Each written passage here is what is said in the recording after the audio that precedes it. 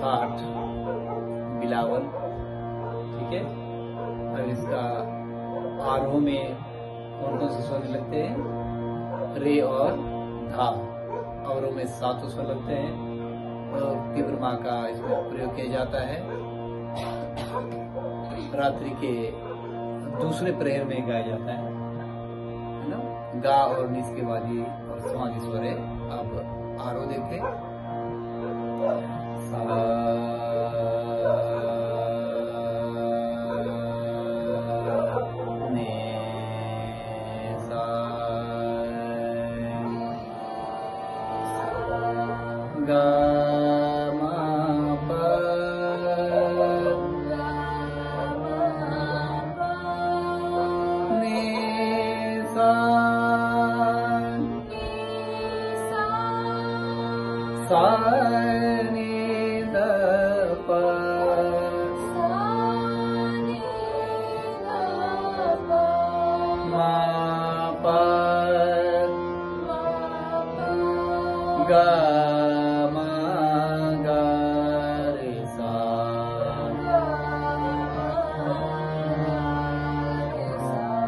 पकड़ नी सा गा मा गा रे सा